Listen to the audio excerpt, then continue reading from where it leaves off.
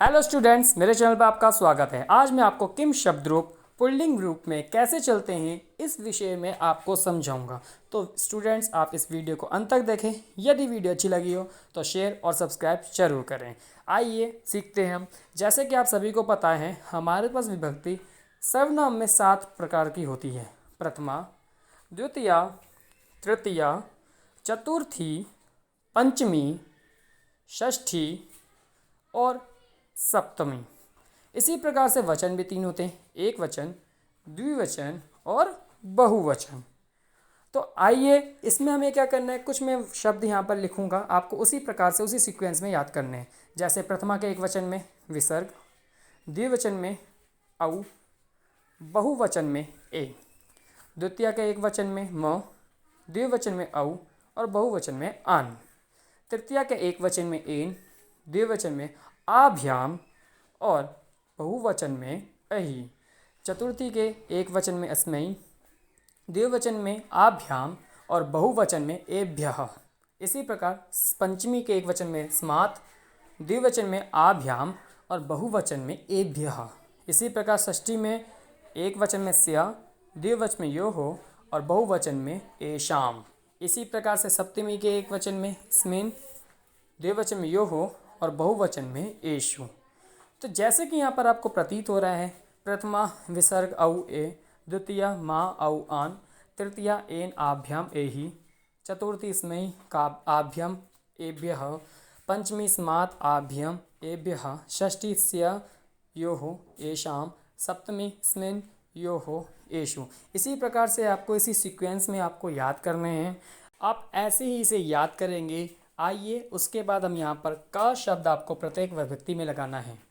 तो आइए सबसे पहले प्रथमा के एक वचन में लगाते का तो बनता है कह, द्विवचन में का लगाते हैं तो बनता है कौ, बहुवचन में का लगाते हैं तो बनता है के। इसी प्रकार से द्वितीय के एक वचन में का लगाते हैं तो बनता है कम, द्विवचन में का लगाएंगे तो बनेगा कौ। इसी प्रकार से बहुवचन में का लगाएंगे तो बनेगा का। इसी प्रकार से हम तृतीया के एक वचन में का लगाएंगे बनेगा केन, द्विवचन में का लगाएंगे तो बनेगा काभ्याम, बहुवचन में का लगाएंगे तो बनेगा कैहि।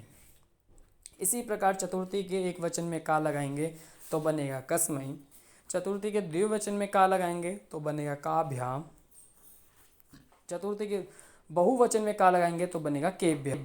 इसी प्रकार पंचमी के एक वचन में का लगाएंगे तो बनेगा कस्मात्, द्विवचन में का लगाएंगे तो बनेगा काभ्याम। इसी प्रकार पंचमी के बहुवचन में का लगाएंगे तो बनेगा केभ्यः। इसी प्रकार से षष्ठी के एक वचन में का लगाएंगे तो बनेगा कस्य, द्विवचन में का लगाएंगे तो बनेगा कयोः और बहुवचन में का लगाएंगे तो बनेगा केशाम्। इसी प्रकार से सप्तमी के एक वचन में का लगाएंगे तो बनेगा कस्मिन्, द्विवचन में का लगाएंगे तो बनेगा कयोः और बहुवचन में का लगाएंगे तो बनेगा केषु।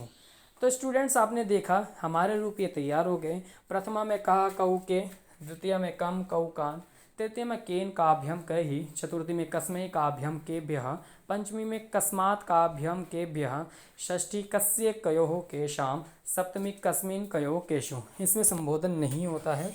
और ये आपके रूप किस में हेल्प होते हैं? ये हेल्प होते हैं आपको प्रश्न निर्माण करने में। तो ये आपको आसान तरीका है कि आप कैसे याद कर सकते हैं।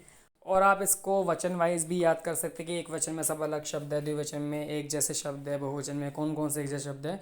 जिस भी प्रकार से आपको आसानी लगे आप वैसे याद करें। इस वीडियो को शेयर, सब्सक्राइब, लाइक जरूर करें। Thank you so much.